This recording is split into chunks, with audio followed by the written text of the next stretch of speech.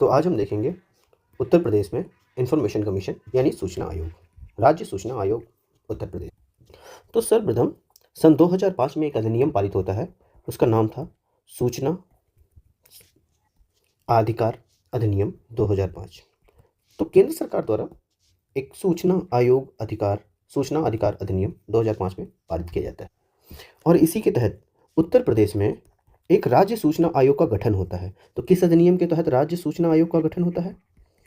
राज्य सूचना आयोग का गठन कहाँ किया जाता है? उत्तर प्रदेश में। किस अधिनियम के तहत? सूचना अधिकार अधिनियम 2005 के तहत। चूंकि इसका गठन सूचना आयोग अधिकार अधिनियम के तहत हुआ था, इसीलिए इसको कहा गया वैधानिक अधिनियम, वैधानिक आयोग।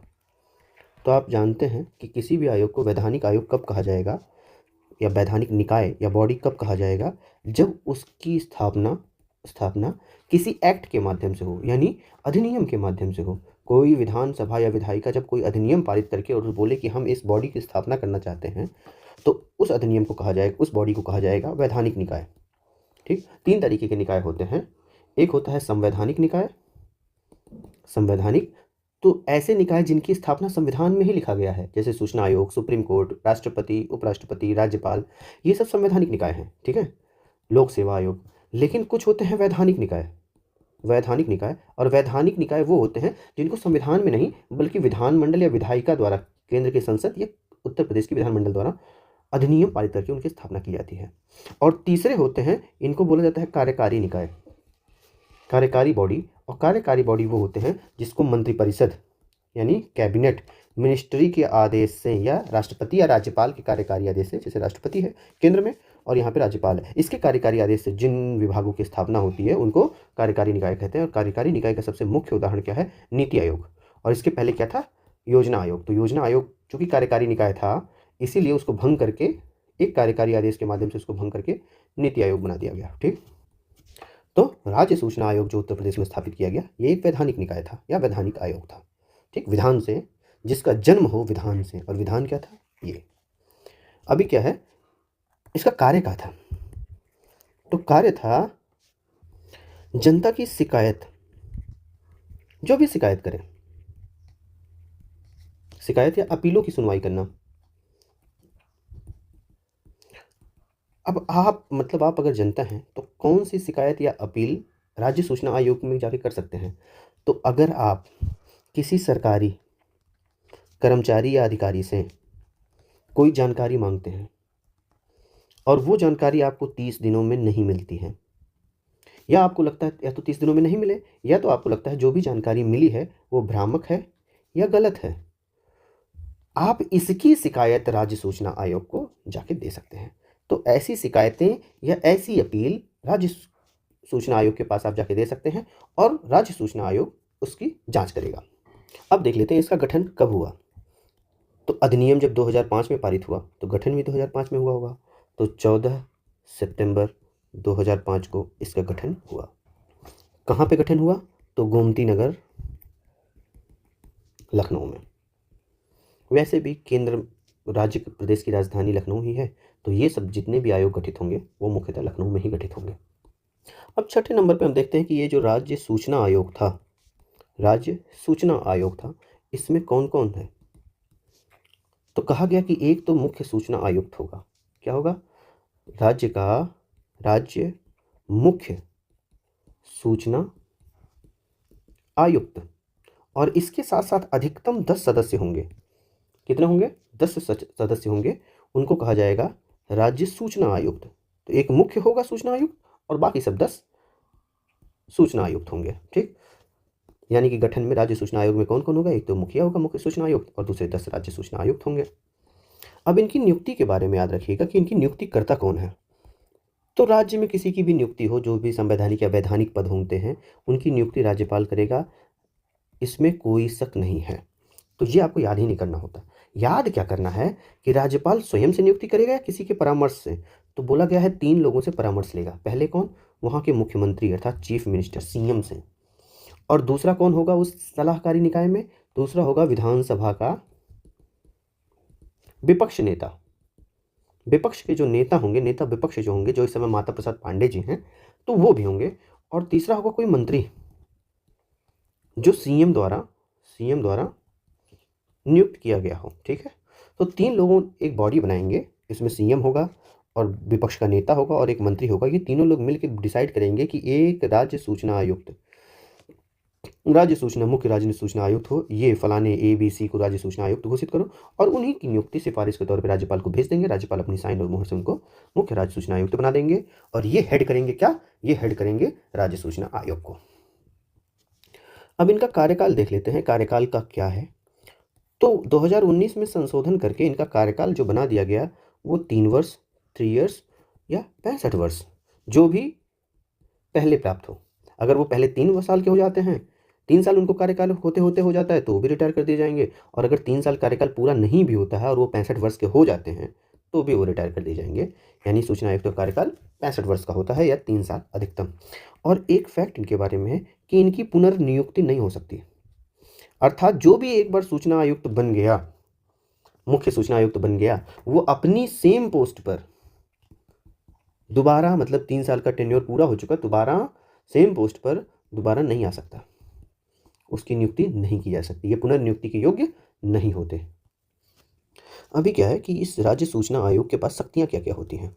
तो शक्तियां ये होती हैं कि इसको दीवानी न्यायालय के बराबर, दीवानी न्यायालय यानी सिविल कोर्ट, सिविल कोर्ट के समान शक्तियां प्राप्त होती हैं किसको, राज्य सूचना आयोग को। अर्थात ये कह सकता है, तो ये किसी को समन जारी कर सकता है, समन भेज सकता है, आप हमारे सामने प्रस्तुत होइए, या किसी को कह सकता है कि आप फला फला फला साक्ष्य दीजिए, और वो भी शपथ के साथ, आप शपथ के साथ ऐसा कुछ साक्ष्य प्रस्तुत कीजिए हमारे सामने।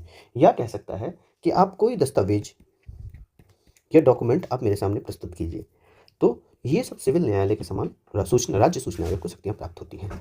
अब अगर क्या होता है कि आपने किसी राज्य अधिकारी को, PIO जो होता है, हर जिले में एक PIO होता है विभाग के प्रति, यानी उससे आपने सूचना मांगी और सूचना आपको नहीं मिली 30 दिनों के भीतर, और या गलत मिली, तो आप क्या करते हैं, राज्य सूचना आयोग के पास आप शिकायत करते हैं, और उसकी शिकायत की जांच करता है आयोग। और जांच करने के बाद अगर दोषी पाता है कि PIO दोषी है, तो इस PIO यानी सूचना देने वाले अधिकारी पर ये 250 रुपया पर डे, प्रतिदिन, जितने दिन उसने 30 दिनों में लेट किया है सूचना देने के लिए, पर डे के हिसाब से उस पर जुर्माना लगा सकता है उस अधिकारी पर, और मैक्सिमम जुर्माना लगा सकता है 2500 रुपये का। तो 2500 रुपये का मैक्सिमम जुर्माना लगाया जा सकता है किसी PIO अधिकारी पर जो आपको सूचना नहीं दिया है राज्य सूचना आयोग द्वारा। अब एक मामला आता है कि क्या सभी तरीके की सूचना के लिए 30 दिनों तक का समय दिया गया है। तो हाँ, सामान्य जानकारी अगर है, अगर सामान्य जानकारी है तो 30 दिनों के अंदर आपको देना होगा। लेकिन अगर कोई ऐसी जानकारी है जिससे किसी की जीवन एवं स्वतंत्रता की बात आती है, किसकी जीवन एवं स्वतंत्रता की बात आती है, तो अधिकारी को 48 घंटे के अंदर अंदर आपको वो सूचना प्रोवाइड करानी है। तो ये आप जान लीजिए कि 2 तरीके की टाइमलाइन है। पहला 30 दिनों तक वो समय ले सकता है, और दूसरा 48 घंटे के अंदर वो सूचना देगा PIO अधिकारी, अगर वो जीवन और स्वतंत्रता से संबंधित होगा। ठीक, क्विक रिकैप, फाइनली एक क्विक रिकैप करते हैं कि उत्तर प्रदेश में सूचना का अधिकार अधिनियम 2005 के प्रभावी कार्यान्वयन के लिए राज्य सूचना आयोग एक महत्वपूर्ण संस्था है। ठीक है, और इसकी स्थापना उत्तर प्रदेश राज्य सूचना आयोग का गठन 14 सितंबर सन 2005 को किया गया। यह सूचना का अधिकार अधिनियम 2005 की धारा 15 के तहत स्थापित किया गया था।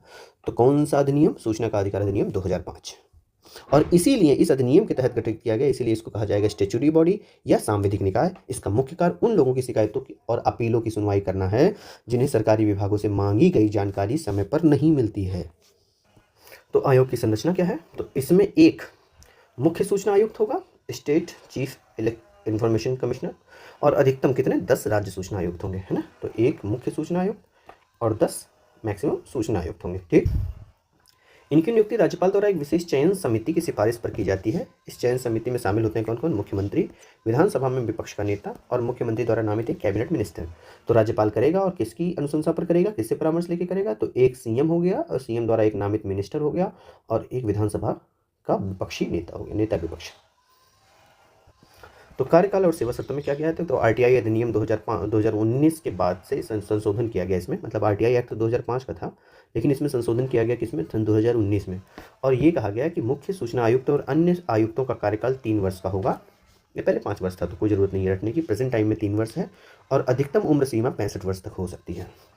और एक लाइन है कि पुनर्नियुक्ति, तो मुख्य सूचना आयुक्त पुनर्नियुक्ति के पात्र नहीं होते। ठीक, अर्थात यहाँ एक क्वेश्चन बन सकता है कि मुख्य सूचना आयुक्त तो पुनर्नियुक्ति के पात्र नहीं होते, लेकिन क्या सूचना आयुक्त जो है वो मुख्य सूचना आयुक्त के तौर पे प्रमोट हो सकता है? तो हाँ, हो सकता है, क्योंकि वो अपनी सेम पोस्ट पे नहीं आ सकता। तो मुख्य सूचना आयुक्त फिर से मुख्य सूचना आयुक्त नहीं बन सकता, लेकिन सूचना आयुक्त मुख्य सूचना आयुक्त बनाया जा सकता है। अभी क्या है, प्रमुख कार्य और विधायी शक्तियां। तो अपील और शिकायत, यदि किसी नागरिक को 30 दिनों के भीतर जानकारी नहीं मिलती है या भ्रामक जानकारी मिलती है, ठीक, या तो जानकारी मिले ना या तो भ्रामक जानकारी मिले, तो वह आयोग में द्वितीय अपील मतलब सेकेंडरी अपील कर सकता है धारा 19(3) के तहत, या सीधे शिकायत धारा 18 के तहत दर्ज करा सकता है। अब जुर्माना क्या है? पेनल्टी, सूचना देने में देरी करने पर या मना करने पर आयोग संबंधित पीआईओ को 250 रुपये प्रतिदिन के हिसाब से या अधिकतम 25,000 रुपये तक जुर्माना लगा सकता है। सिविल कोर्ट की शक्तियां होती हैं इसके पास कि जांच के दौरान आयोग को किसी व्यक्ति को बुलाने यानी समन करने, शपथ पर साक्ष्य देने के लिए और दस्तावेजों को मांगने के लिए दीवानी न्यायालय की शक्तियां प्राप्त होती हैं। अब ये क्या है कि प्रथम मुख्य सूचना आयुक्त कौन थे? तो न्यायमूर्ति M.A. खान थे। कौन थे? ये हाईकोर्ट, इलाहाबाद हाईकोर्ट के जज हुआ करते थे, इनका नाम था M.A. तो ये BA के बाद MA कर लिए थे, और ऐसे खान साहब थे जो खान थे लेकिन मुस्लिम थे, लेकिन MA पढ़े थे। ठीक, ऐसा कुछ याद करिए, M.A. खान थे। और इस समय श्री राजकुमार विश्वकर्मा हैं, 2024 से कार्यरत हैं। कौन?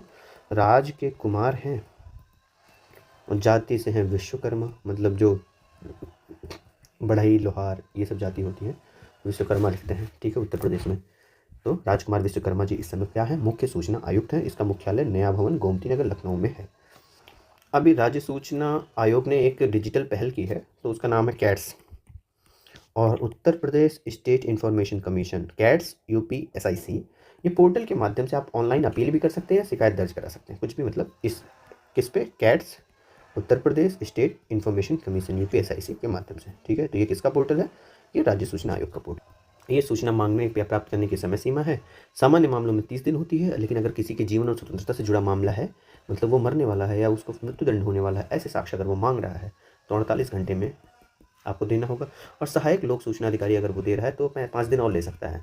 अगर PIO को देना है तो वो 30 दिन में देगा, लेकिन असिस्टेंट PIO को अगर देना है, APIO, तो वो 35 दिनों तक दे सकता है। तो आपका ये पूरा खत्म हुआ, मतलब सामान्य जानकारी खत्म हुई, जिससे प्रीलिम्स और थोड़े बहुत तो मेंस के भी आंसर आप इसे लिख ही सकते हो। तो बाकी के लिए अगले समय मिलते हैं। बहुत बहुत धन्यवाद।